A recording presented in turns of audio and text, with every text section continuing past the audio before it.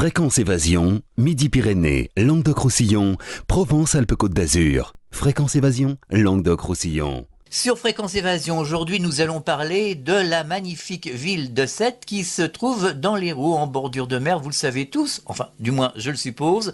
Nous allons avoir, en compagnie de Madame Danielle Dumontel, des précisions sur Sète et sa région. Madame Danielle Dumontel, bonjour. Bonjour. Alors, pour commencer, est-ce que vous pourriez nous situer la ville de Sète, ici, dans l'Hérault, et puis nous dire comment on fait pour y venir ? Alors, Sète est située dans le sud de la France et on peut dire au centre du golfe du Lion, à peu près donc au bord de la Méditerranée, et Sète est aussi bordée par l'étang de Thau. Alors, nous sommes desservis à la fois par la mer, par la route. Il y a un aéroport tout proche, à une quarantaine de kilomètres, c'est l'aéroport Montpellier-Méditerranée. Il y a évidemment le réseau autoroutier avec la 9 qui arrive sur Sète. Et puis, c'est à peu près tout. Donc, on peut venir très facilement à Sète. Nous sommes à peu près à 30 km de Montpellier, qui est la ville la plus importante, on peut dire une mégapole toute proche, qui est une ville universitaire. Et donc, voilà ce que je pourrais dire sur Sète à peu près. Alors, est-ce que vous pourriez nous parler de la création de la ville de Sète ? Voilà, alors donc Sète n'est pas une ville très très ancienne. En fait, c'est un port qui a été inauguré en 1666, donc sous Louis XIV. La vocation au départ, c'était d'en faire un port de commerce, et le roi Louis XIV, le fameux, qui était un roi, on appelait le roi Soleil, donc souhaitait rayonner aussi en dehors de la France, et donc il souhaitait faire du commerce avec l'Orient. Et pour ce faire, eh bien, il a donc débloqué, on va dire, des fonds, et la petite colline de Sète, qui était vraiment très peu habité, eh bien, est devenu on a vu le début du port dès 1680, et tout de suite le port a connu une grande prospérité économique. Il avait été exempté de taxes, et donc les riches commerçants montpelliérains, entre autres, se sont installés sur Sète. Et donc, on a fait rapidement, on a vu l'essor économique très rapidement. D'une part, avec le commerce avec l'Algérie, et puis les pays orientaux, on importait des épices, et ensuite donc on exportait toutes les marchandises de la région, de tout le sud de la France. Ce qu'il faut quand même aussi rappeler, c'est que j'ai dit tout à l'heure que le port était bordé aussi par la colline est bordée par le bassin de Thau, et le canal du Midi a vu le jour pratiquement en même temps, puisque quand même Paul Riquet avait choisi le cap de Sète pour faire un débouché de son canal du Midi, qui vient se jeter dans l'étang de Thau à Marseillan, et donc un débouché vers la mer. Et ce canal de Sète, donc qui traverse la ville complètement, relie la mer à l'étang de Thau. Alors, au fil du temps, à Sète, que s'est-il passé ? Quels sont les points forts ? Alors, on va dire qu'au XIXe siècle, Sète est devenu le premier port mondial du négoce des vins. Tout simplement parce que nous avons dans la région une tradition de monoculture, qui est la vigne. Et donc, pendant de très nombreuses années, on a coupé les vins de tout le Biterrois, entre autres, avec des vins d'Algérie. Donc les vins locaux n'avaient pas un degré suffisant, et on coupait. Ça a été un commerce très florissant, et donc sur les quais, on apercevait partout des chais, des fûts. Donc c'est vraiment ce qui a fait la richesse de Sète. Les grandes familles sétoises, c'est des familles de négociants en vin.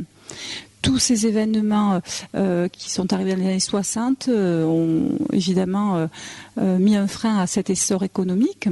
Et en arrêtant le commerce avec l'Algérie, il a fallu évidemment trouver de nouveaux débouchés pour le port. Et c'est à peu près la même époque que les bateaux qui sont rentrés d'Afrique du Nord, donc qui ont ramené les rapatriés, qu'on appelait les pieds noirs, ces bateaux de pêche qui sont rentrés d'Afrique du Nord, eh bien, ont permis aux infrastructures sétoises de se moderniser, et notre pêche s'est modernisée. Donc, on va dire que la pêche a pris le pas sur le commerce dans les années 60. D'une manière générale, comment définiriez-vous la ville de Sète ? Sète, c'est un port de pêche. C'est le premier port de pêche en Méditerranée, il faut le savoir. C'est un port de commerce aussi, un port passager. Nous avons la seule liaison maritime avec le Maroc, puisque nous avons le Marrakech qui fait la liaison toutes les semaines entre Sète et Tanger. C'est une station balnéaire, mais je crois que peut-être ce qui définirait le mieux Sète, c'est une colline baignée par la Méditerranée, par l'étang de Thau. Quelle est l'origine du nom Sète, de la ville de Sète ?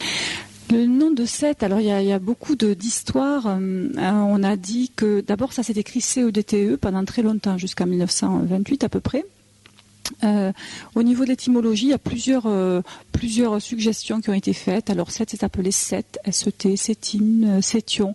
Pour Sétus, on est un peu plus réticent. On pensait en fait à l'analogie entre la forme de la colline qui ressemble à une baleine couchée sur la mer et le cétacé. Donc ça, c'est un peu fantaisiste. Mais sinon, ça voulait dire la colline boisée. On a changé l'orthographe, modifié l'orthographe pour fixer d'abord une orthographe parce qu'on utilisait les deux.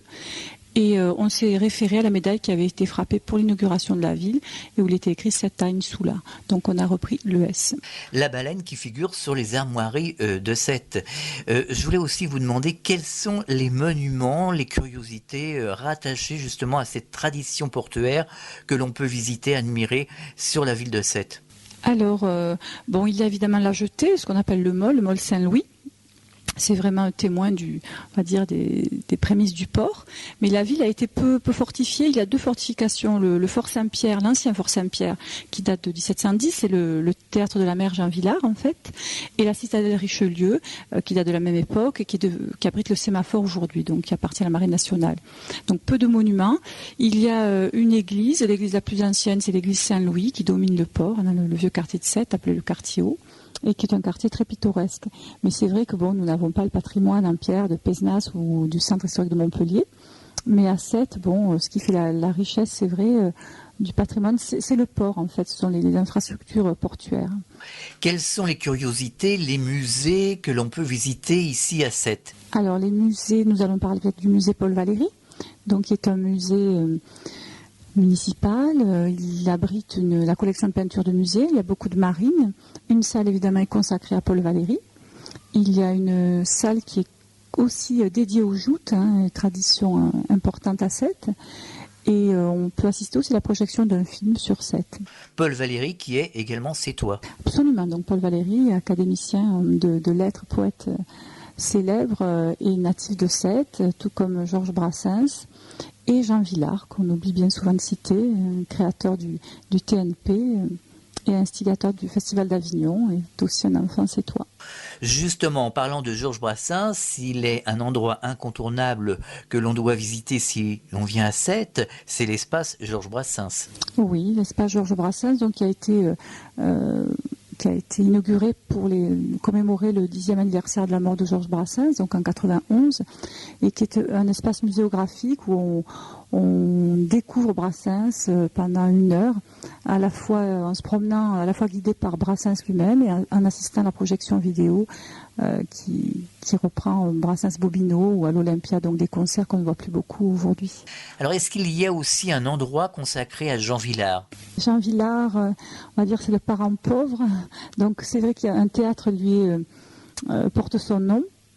Mais on n'a pas su peut-être suffisamment mettre en valeur le théâtre à Sète. Peut-être qu'il y avait des gens illustres comme Paul Valéry, à qui peu de gens pouvaient faire de l'ombre, ou Brassens.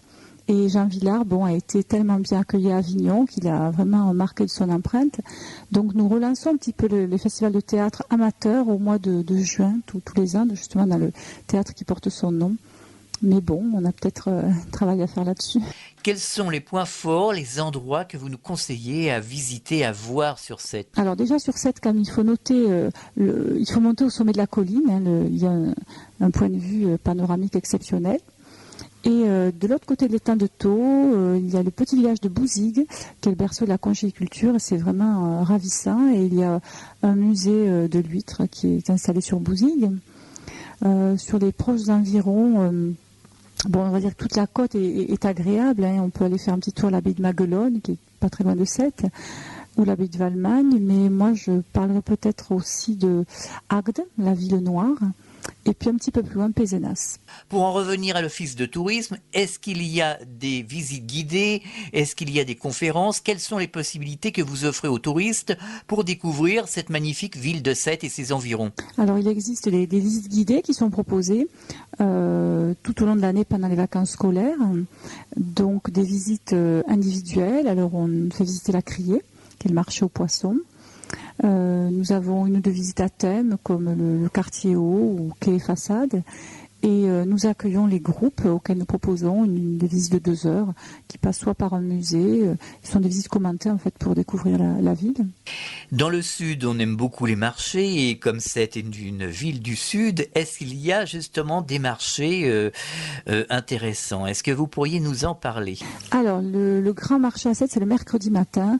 Tout débute devant la mairie avec le marché aux fleurs et tout le long des rues piétonnes, eh bien, on assiste à un étalage de nourriture colorée, abondante et odorante, parfumée. C'est vraiment superbe. Et sur la grande place, ensuite sur la place Aristide-Briand, que nous appelons l'Esplanade, là, il y a le marché aux produits divers.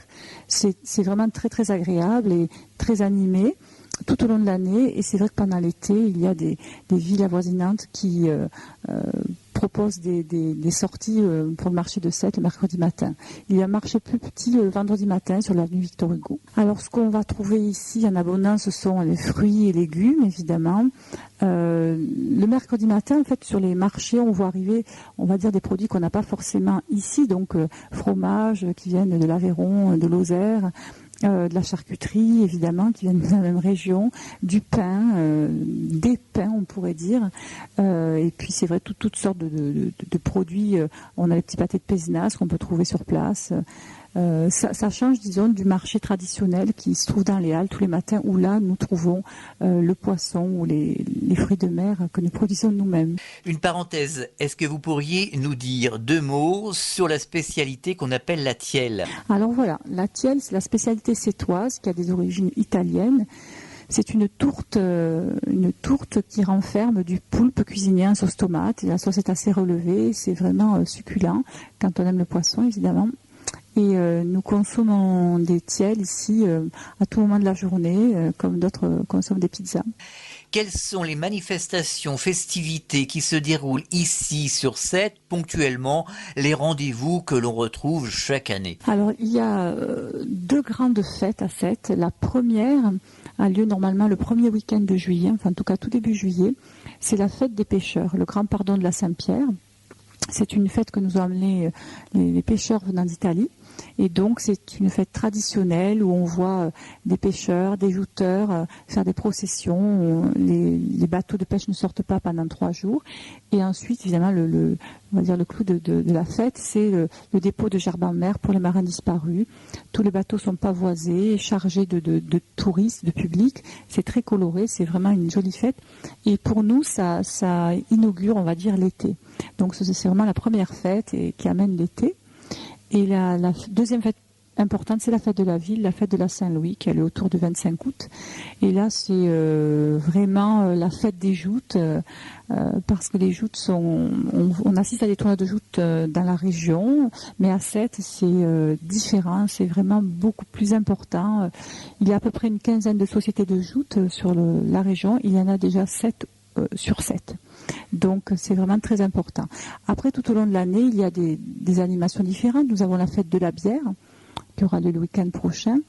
Et puisque Sète est jumelée avec une ville bavaroise, Neubourg sur le Danube, et donc tous les ans, nous avons la fête de la bière, alors que Neubourg a la fête du vin une année sur 2. Pour nos auditeurs qui ne seraient pas au courant, est-ce que vous pourriez nous dire quelques mots des joutes?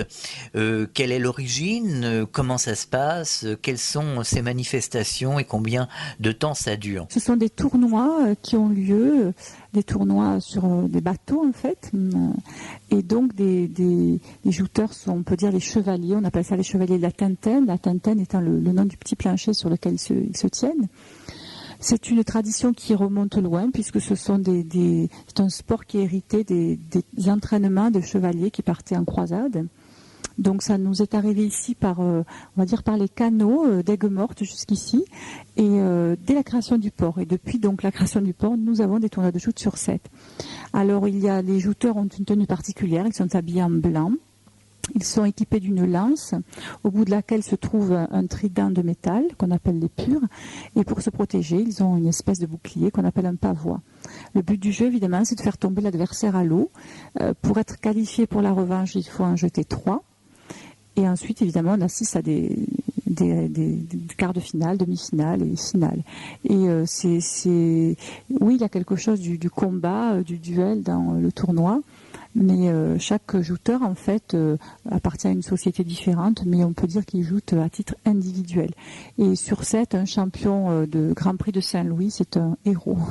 Quelles sont les capacités d'hébergement que vous offrez? Hôtel, gîtes ruraux, camping, etc. Alors, on va dire que sur 7, il y a, au niveau hébergement, hôtel et meublés confondus, 15 000 lits au total. Donc il y a à peu près une trentaine d'hôtels et évidemment énormément de studios et appartements. On trouve peu de villas en location pour les vacances. Sont plutôt des appartements dans des résidences au bord de l'eau en général.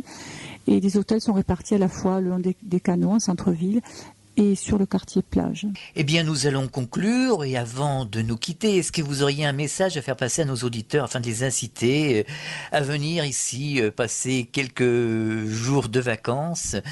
Est-ce que vous avez un message tout simplement particulier? Sète a été une île et il y a de l'eau pratiquement présente partout. Il y a une lumière extraordinaire qui a inspiré beaucoup les peintres. Il faut savoir que le peintre Soulage est installé sur Sète, même s'il peint du noir et des couleurs sombres, eh bien, la lumière est très importante dans son œuvre. Et Sète est baignée à la fois d'eau et de lumière, et c'est vraiment une île magnifique.